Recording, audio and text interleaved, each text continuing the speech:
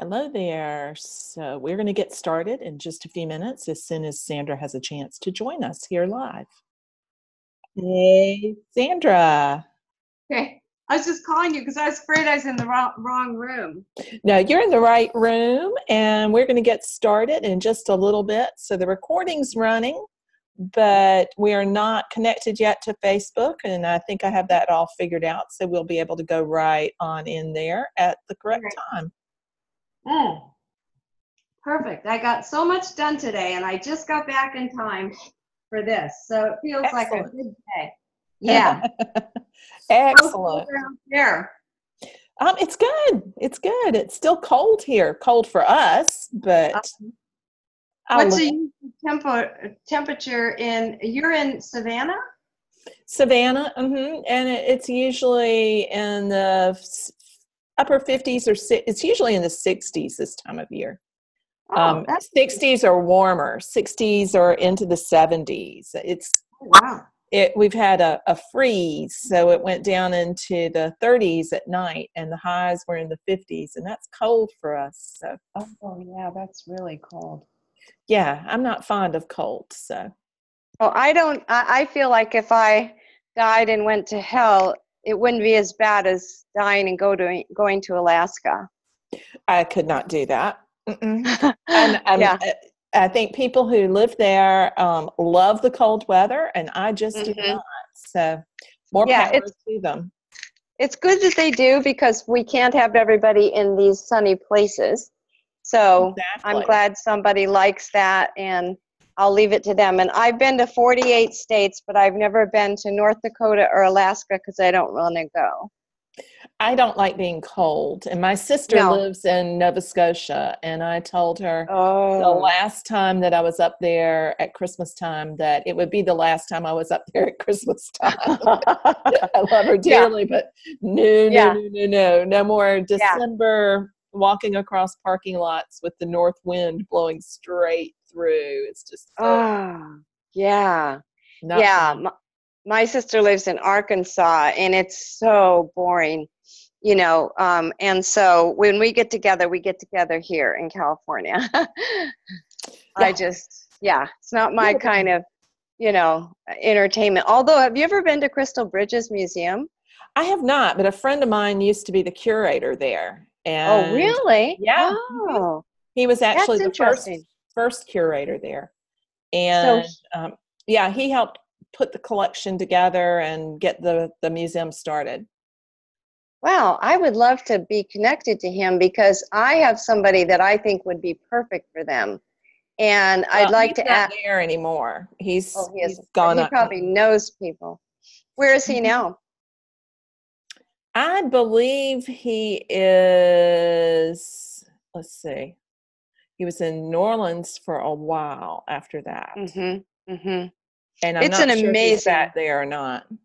It's a really, really, really good collection. It's all the American art, and it's so beautifully designed. I mean, it's not just a museum. It's the whole area is beautiful. The park and the little meandering brooks and sculpture gardens, and it's just, and they've coordinated the foliage to bloom at all the right times, and it's really impressive. And you would never, ever expect to find it in Bentonville, Arkansas. No, it's one of those things where philanthropists can create a culture center in a place that's unexpected. We have one of those here in South Carolina in a tiny little town called Lake City. And and a philanthropist named Darla Moore, who's from Lake City, went to New York and made her fortune in banking and other financial things, came back and started establishing cultural institutions in the little town. And now it's a big center for an annual festival and contemporary art fair. So interesting. And you would never expect to see it in some place like that. But those kind of things are really interesting. But it's about time for us to go live. So I am going to go ahead, and it'll take a few minutes I don't think it'll start in Facebook until we hit right at the 6 o'clock hour. But I want to get that lined up so it's starting to cook in there. Okay. Make sure it's doing its bits and pieces correctly. Looks like it's going to. I think we're going to be fine today. Okay. Sometimes you just don't know with Facebook. I know. It's a wild card. It can be. It can work super, super well and then suddenly not work at all. And it was extremely glitchy Monday and Tuesday. And then it stopped being glitchy at about 4:00 Tuesday afternoon. It was bizarre. That happened to me too. So I wasn't the only one. Nope, not at all. It must have been doing. Yeah, when they do updates and things like that, it goes haywire and it just does its own thing. Yeah. So, well, I'm looking forward to talking about colored pencil and mixing it in with other media. I have some artwork pulled up for us to look at and then share their screen.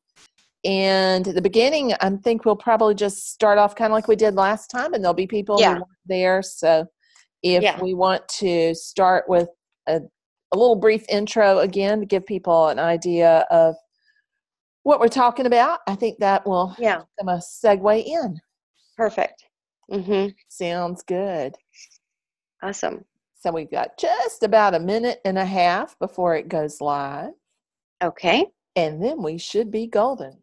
Keep trying to turn around and get to where the light is. Yeah. And I am in a room that just has horrible lighting, but oh well. Have you ever used one of these? This I have. Those are really great. I've got one at the studio. I'm just not in my normal broadcast environment space. Right. So, yeah. So I get the weird lighting. It's the Mary backlit look. It's the mystery. Well, you know what? It's actually more flattering sometimes to be in a little bit in the dark at this age. You don't want the lights up too much, and you don't want it too close. Oh, definitely not. I want them at just the right angle too. Right. Exactly. Yeah, that's my preference. Definitely have reached that age where I'm always telling my photographers to shoot from above, please. Yes, please. Never shoot up. No, never ever shoot up. Yes. Yeah. In the years of teaching photography, I thought if I don't teach you anything else, people learn that you never shoot up when you're shooting. Yes. You can do it with men, but not women. No. Just never, ever, ever, forever do that. Ever. Yeah, ever. There's still a handful that don't seem to have gotten the memo, but. Yeah, I know. Some of these pictures on Facebook, you're just thinking, really? I know. Yeah, and I've taken some bad ones myself, but I try to edit those out. Right. You don't post the bad ones. We all do bad ones. No, definitely not. So we should be going live. I'm watching it to see if it's clicking in. You enjoying this? Let's see. Toast? That's peanut butter. It should be doing it, and it's not. It's streaming from Zoom.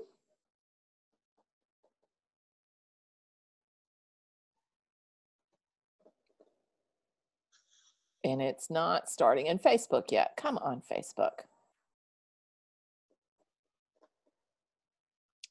Let's see if I can get it to cooperate here. Should be able to just get it to manually start if it's not going to get. There we go. Now we're live. Yay. It finally kicked in. So it looks like, I think, double check here. It looks like we're good. Well, we are on one, not on the other. Not quite there yet. Okay.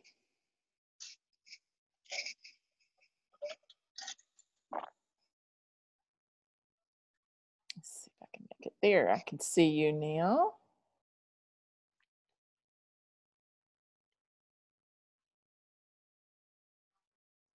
We are live. So welcome, everyone. Today I am welcoming back my friend Sandra Angelo. And we're going to be talking today a little bit more about colored pencil and about the different ways that you can work with colored pencil. But before we dive into that, I want to let you learn a little bit more about Sandra. So, Sandra, could you tell us just a little bit more about your background in working with drawing and in particular with colored pencil media? Yes. Hi, and I'm so glad to be back, Mary. It's so much fun to talk about my favorite medium, the pencil. And I fell in love with colored pencil when I had a fellowship to go to Rhode Island School of Design. And I was flying out there for the summer, and I didn't want to have to cart my paints, my oils, and acrylics and all that. And I'd been starting to experience headaches from the toxic fumes and stuff, so I was exploring other media. And I tossed a set of pencils and a couple, tablets of paper in. And when I had a photojournalistic scholarship to tour New England, and I saw this little girl playing tag with the waves, and I decided to sketch her, and I went, whoa, this is fun. I love to draw, and I love color, and I love the immediacy, and it's not, cumbersome to do that on the road. It's not toxic. I'm not feeling sick, and it's versatile. So I fell in love with it, and then I queried the Artist magazine and American Artist, and I asked them if I could interview all the top masters, and I did, but I felt like my work wasn't improving, and so I decided to create the International Colored Pencil College for 11 years, and we flew all the masters to San Diego.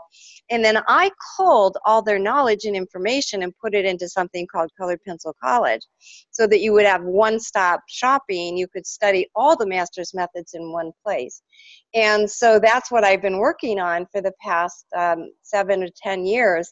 And we're just so excited that we're going to be launching it on Saturday this week.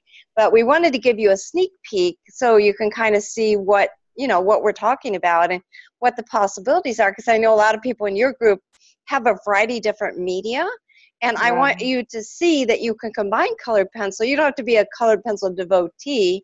It doesn't have to be exclusive colored pencil. You can work it with watercolor, you can work it with airbrush, you can work it with watercolor pencils, you can do it with oil pastels, you can even do it with pastels. And so there's a lot of ways you can use pencil to combine with the medium that you're used to working with, and the two of them, the marriage of the two, can be absolutely spectacular.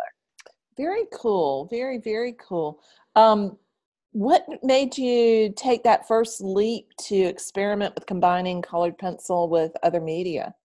Because most people, when you're using it, tend to think of it as just being something you use solo by itself. Yeah. In fact, there's even groups that won't let you use anything but the pencil, which I think is silly, because it works so well with other media.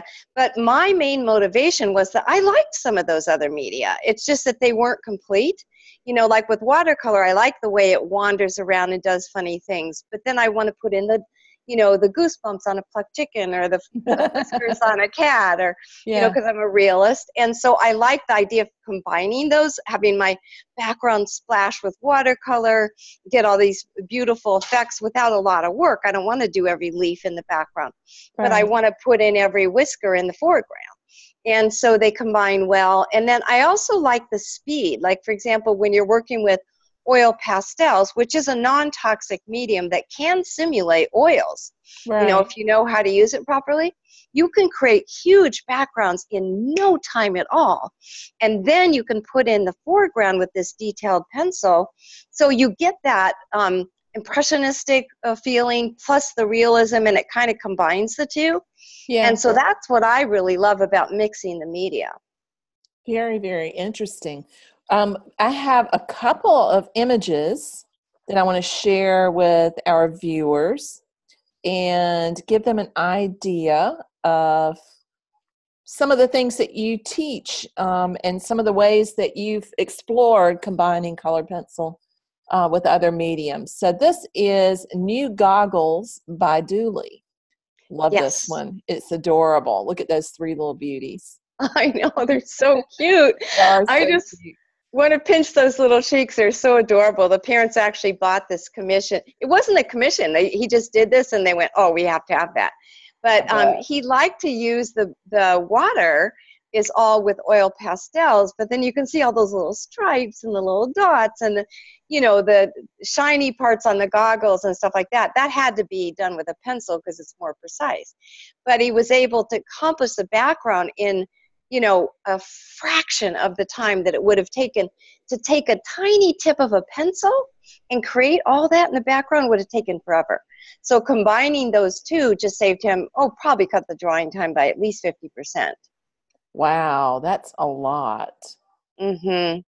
One of the things I find so interesting is, and let me zoom in on this, see if I don't think it's going to zoom in for the viewers, but if you look in really closely and get really tight on it, there it goes.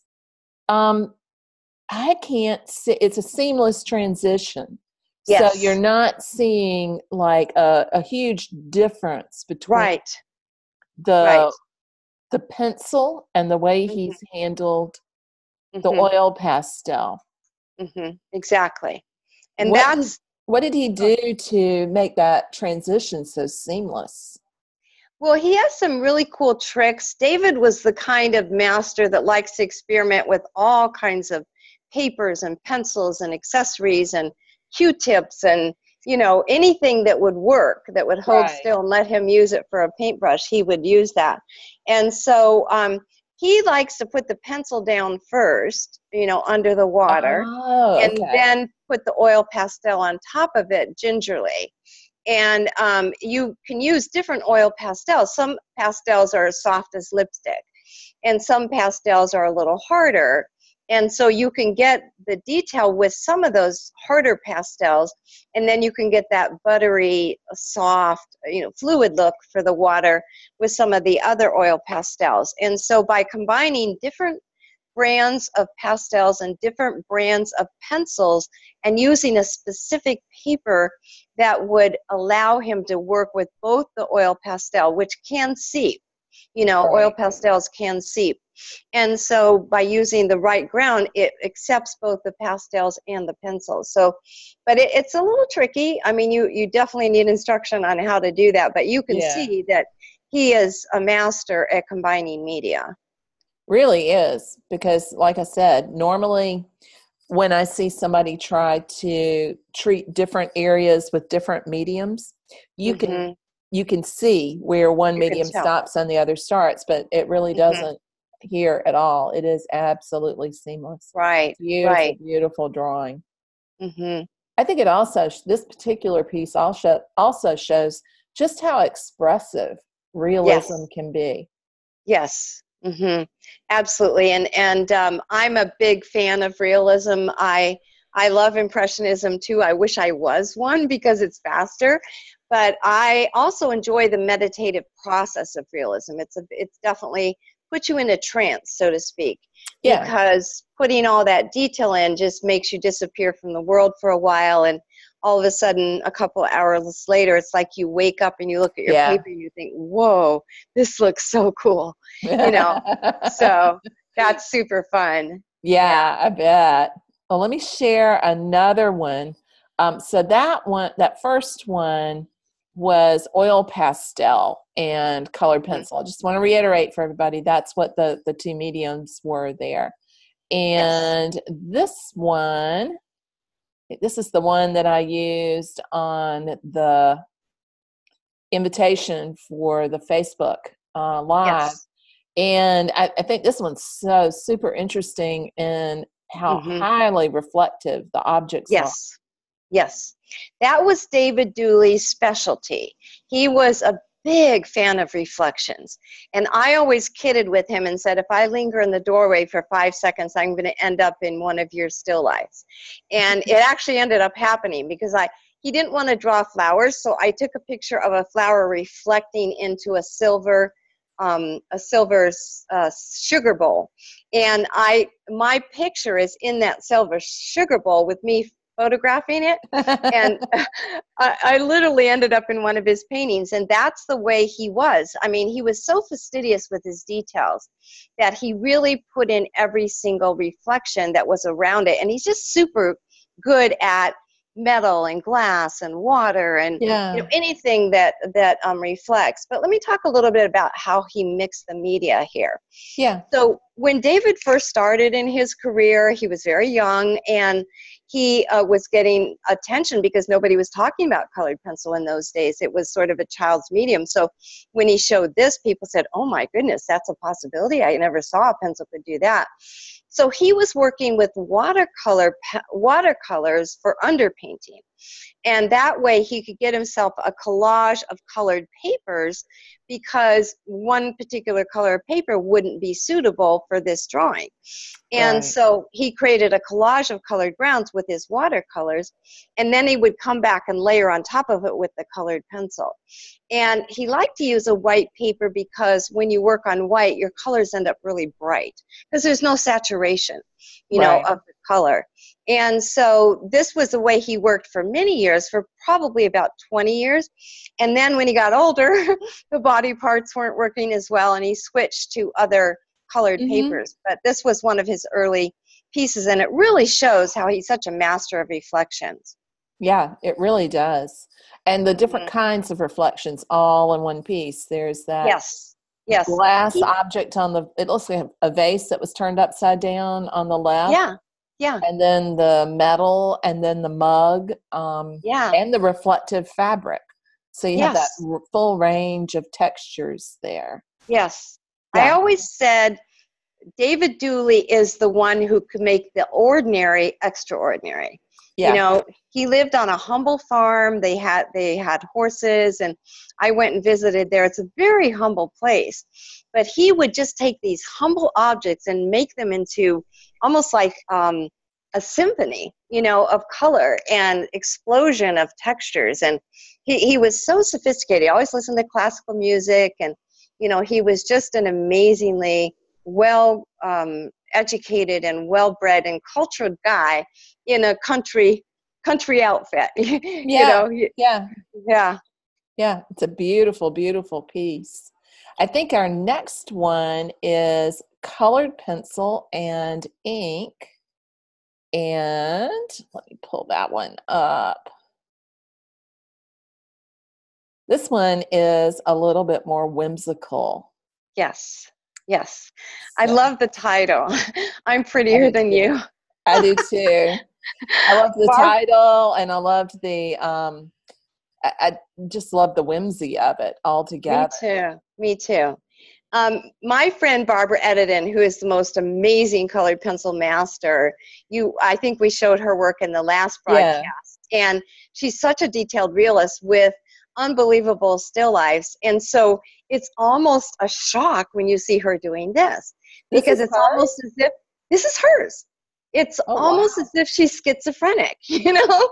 It's like she has two personalities. And I became really good friends with her because I wrote about her so many times in the Artist magazine, in American Artist. I showed her work on television and in books and stuff like that, and I visited her a lot. And her house is just full of fascinating objects that are a lot like this. And she used to be a graphic designer. And so then she got into quilting, and she found out she didn't like to sew. And so then she decided to turn her quilt stuff into still lifes. And so she had these parallel universes going on where she would do these whimsical, maybe just for a break, you know, to almost like coloring.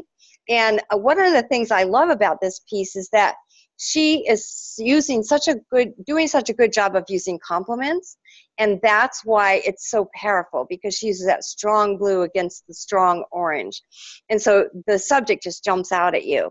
And she liked to combine the ink pens with the watercolor pencil and the regular colored pencils. And actually, Mary Engelbright, who I interviewed for the Artist magazine as well, you may be familiar with her. She's a billionaire with a B who uses colored pencil, and she uses the same technique for greeting cards, and she literally will not sell a greeting card for less than $1 million. And so anybody who thinks colored pencil is a wimpy medium needs to meet Mary. And even Barbara was selling her work for tens of thousands of dollars in a prestigious New York gallery and Scottsdale gallery. And they kind of put colored pencil on the map, these masters. And so I just love to show their style and their technique to show you what a range of styles you can achieve with the Humboldt pencil. Yeah, it's amazing. And how big is this piece? Do you remember? I'm going to guess, but I think it's around 9 by 12, whereas her other more realistic pieces were something like 24 by 36. Right. They were huge. It would take her a full month to finish any piece. She would work from 9 to 5, except during her soap opera. And every day, 5 days a week, and it would take her about a month to finish her pieces. These happen a lot faster, as you can see. And there's kind of a coloring book feeling to this, so there's this just relaxing, no pressure, and so it can be super fun to just be a graphic designer. So you can do architecture renderings with colored pencil. You can do greeting cards with colored pencil. You can make it look like any medium that you want. How did she use the ink here? Was she using it more like watercolor, or was she using pen and ink, colored pen and ink? She was using pen and ink for that checkered border. And we have an ink pen that's made by Sakura that has our archival properties. And so a lot of inks are made with dyes which fade. And this company has figured out how to make the pigments grind fine enough that they can actually turn it into ink. And so she used the archival ink pens by Sakura so that it would have archival properties. And then she did that checkered border with the ink. And also checkers on the one that's on the grass, I think is, I think that's the one that's prettier. I'm familiar with those inks. I had not ever thought about using them with colored pencil. What an interesting combination. So Mary Engelbreit does that too. Very cool. I love checkers. I love checkers and squares. And so that's one reason I've always been attracted to Mary Engelbreit's work and Barbara Edidin's work. And the ink pens are perfect for that. Yeah, they would be. Let me see if we have any questions from people over here in the Facebook group. But before I do that, I'm going to let you tell everyone a little bit about your challenge and upcoming webinar so that they have a chance to run over and sign up for your webinar on Saturday. Yes. Okay. So we're having a webinar on Saturday that is basically 90 minutes or less. We're going to tell you everything you need to know about colored pencils. So I'm going to tell you what pencils to use, what papers to use, what techniques work the best to make you just go, wow. And I'm going to talk about a way to turbocharge your art so you can learn fast, because we kind of specialize in speed learning. We help you become really good really fast. And then I'm going to open up Colored Pencil College. I'm going to tell you everything that's in it. And then we're actually going to launch it that day at the end of the webinar. And we're going to give away a huge bonus that's ridiculous, normally $4,000, to the first 30 people that sign up. So it's kind of nice to be there live. And you can go to coloredpencilsecrets.com and register for that webinar. It's going to be at 10 o'clock in the morning on March 9th, Saturday the 6th. Saturday the 9th of March. We've already passed the 6th. So Saturday, I'm getting a little confused here. Saturday the 9th of March, boy, you can tell my brain's in a frazzle. So March 9th, 10 a.m. Pacific Standard Time, we're going to have a 90-minute overview, everything you ever wanted to know about colored pencil. And then we'll open Colored Pencil College and give away that amazing bonus. There's lots of bonuses, but there's that one that only 30 people can get. Very, very cool. Really good to have it live. And then there's one other thing I'm doing, the challenge. So I'm kind of the kind of person that likes to work with people that like me and that think that my style of teaching is suitable for them. So I always like to open it up in advance. So I don't end up with somebody in Colored Pencil College that doesn't like my style of teaching, or that is an abstract impressionist and they're feeling like, well, why am I here? She's a realist, And so I give you a 10-day challenge where I kind of open up Colored Pencil College and talk about all the different styles and techniques, and I give you a lot of free lessons. And you can actually join me in the Facebook group to do those 10 days. We've already done 2 of them, and everything's recorded, so you can watch it if you can't come live. But it's live every day at 10 a.m. Pacific Standard Time. I come on here and give you all these really cool colored pencil secrets. And when you register at coloredpencilsecrets.com, you'll get a link to that Facebook group. So you can go and ask to join it, and then we, check everybody out to make sure that it's not some spammer. And then we approve you and let you in there, and then you get to have all these free lessons to kind of see what's inside Colored Pencil College. Kind of like Costco. They give you a sample of cheese. They say, you like the way this tastes? Because you don't want to spend $7.95 if you're not going to like it, right? Right, so, exactly. Yeah. So we have some comments that have come in. Denise is joining us this afternoon, and Denise says she hasn't yet mastered pencils or used pastels yet.